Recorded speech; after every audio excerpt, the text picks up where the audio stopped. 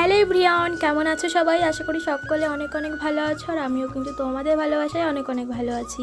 কাল আমি মায়ের কাছে এসেছি, আজকে থেকেই ভাবলাম চলো ব্লগটা তোমাদের সঙ্গে শেয়ার করি। তাই সকাল সকাল ঘুম থেকে উঠে নিজে ফ্রেশ হয়েই খেতে বসে পড়েছি কচুরি, যেটা খেতে আমি খুবই ভালোবাসি। কচুরির সাথে সাথে নিয়ে এসেছিল একটা ডাবও, যদিও ডাবটা আগে খাওয়া উচিত ছিল, কিন্তু তখন আমার খেতে ইচ্ছা করছিল না, তাই আমি এখনই ডাবটা খেয়ে নিলাম। সমস্ত খাবার দাবার খেয়ে বসে পড়েছি মাংসটা পরিষ্কার করতে। আজকে মাংস রান্নার দায়িত্বটা আমার উপর পড়েছে, তাই দায়িত্ব বললে ভুল হবে, আমি নিজে থেকেই মাকে বললাম যে মা আজকে আমি মাংসটা রান্না করব। তোমরা তো জানোই রান্না বান্না করতে আমি খুব ভালোবাসি, কারণ আমার শ্বশুর বাড়িতে আমি কিন্তু সবসময় রান্নাটা করি। রান্নার রেসিপিটা সেরকম ভাবে তোমাদের সঙ্গে শেয়ার করলাম না, তোমরা তো জানোই কি করে মাংসটা রান্না করতে হয়। আমার চ্যানেলে আগে থেকেই মাংস রান্নার রেসিপিটা দেওয়া আছে। কথা বলতে শীতটা যেতে না যেতেই কিন্তু প্রচন্ড পরিমাণে গরম পড়তে শুরু করে দিয়েছে। এবার রান্না করছে আর একবার ঘরে গিয়ে বসছে, একটু পাখার নিচে প্রচন্ড গরম লাগছিল। তার সমস্ত কিছু মাই করেছে, তার মধ্যে শুধু মাংস রান্নাটাই কিন্তু আমি করেছি। শেষমেশ রান্না বান্না শেষ করে চললাম স্নানের দিকে। এখন বেজে গেছে 12টা আর জলও চলে এসেছে। এখন ওই যে 12:10 মতো বেজে গেছে, একটু তাড়াতাড়ি যাচ্ছি, কারণ আজকে একটু শ্যাম্পু করব, বেশ অনেকটাই সময় লাগবে, তার কারণে স্নান করে বেশ আসছিলাম, গলিটার দিকে তাকিয়ে দেখলাম প্রচন্ড পরিমাণের ময়লা রয়েছে, তাই ঘর থেকে ঝাঁটাটা নিয়ে একটু ঝাড় দিতে চলে আসি। এরকম নোংরা ছিল না জায়গাটা, তাও ওই যে একটু আমি ঝাড় দিয়ে দিই। এখানে না সেরকম ভাবে এই নারকেল ঝাঁটাগুলো একদম পাওয়া যায় না, তাই দেখো আমার কাছে কত ছোট একটা ঝাঁটা, আর আমার শ্বশুর বাড়িতে তো কত রকমের ঝাঁটা আছে। তাই হলো গ্রামের সুবিধা,